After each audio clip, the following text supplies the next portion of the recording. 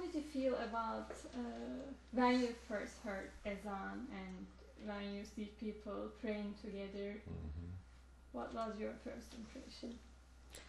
Well, I've heard it before, so I've liked it from the first time I've heard it. I sometimes take my students to mosques here in town.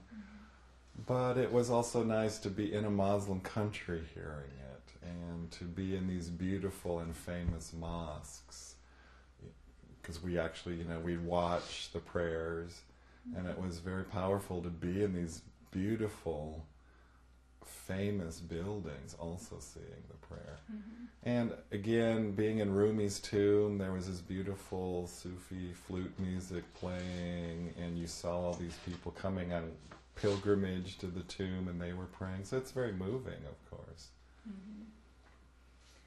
A few days ago, there was a caricature about Prophet Muhammad on one of the French magazines, and before one of the Denmark magazine, and it was depicting Prophet Muhammad as a bomb.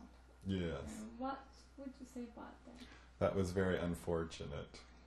And I don't think these people in Denmark understand Islamic culture and understand that that wasn't appropriate. I don't think it would be any more appropriate to depict Christ in a similar way. And maybe if they were told that, maybe they would have understood. Mm-hmm. At the same time, I do have this concern. That cartoon was depicting a stereotype some Europeans have. I think, unfortunately, the violence we're seeing on the part of some Muslim countries plays into that stereotype. So I have very mixed feelings. Because if you only see Islam on the television, at least in the West, what do we see? We see fanatics throwing bombs, shooting guns, even if it's just a funeral. I'm not even talking about the war in Iraq. I'm just talking about what we see. And if that's all you see, many people are going to exhibit these prejudices, and they do so in my classes. And it's very difficult for me to give a more balanced treatment. But I guess to reiterate, I don't think that cartoon was appropriate. And I wish it hadn't happened. But I also wish some Muslim communities could be a little more or a little less violent in their reaction as well. I understand why. But I'm not sure displaying that level of violence is going to help the situation.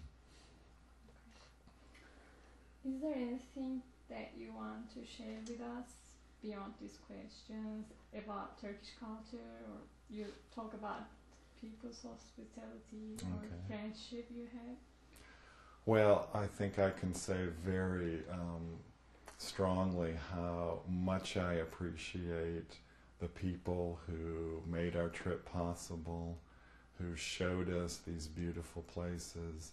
And I know many times my heart was very deeply moved by the hospitality that we had, by just spontaneous outpourings of love, gift exchanges. And to me, as wonderful as Izmir and Ephesus was, Istanbul was, and they were wonderful, ultimately it was the connections we had with people. And again, the last day at our restaurant dinner, we were all in tears because we were all sad to go, because we made such tremendous connections with people. And to me, that was the most valuable part of the trip.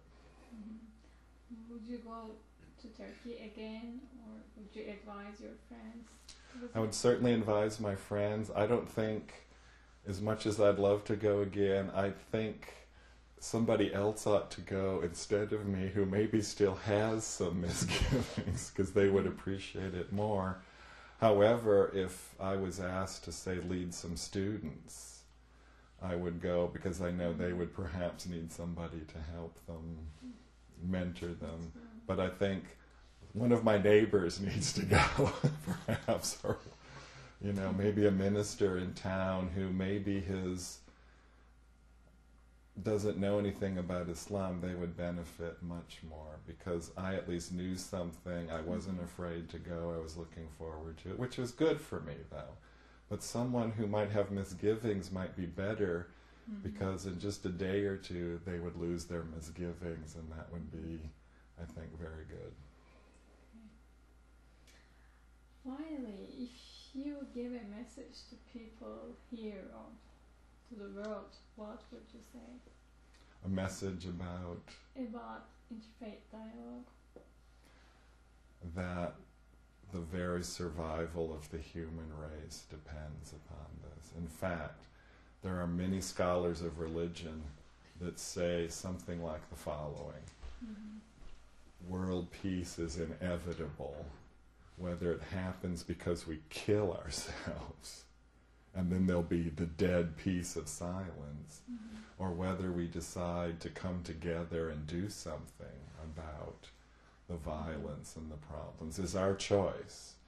And I don't think there's any other alternative for the future. We're either going to learn how to cooperate with each other and communicate with each other, or the strongest culture is going to dominate and then be destroyed itself. I don't see how else we're going to solve these problems without talking to people, without visiting them. And we shouldn't just be visiting Turkey or Turkish people coming here. We should be traveling more and seeing other cultures as much as possible. Thank you very much. Thank you. Thank you.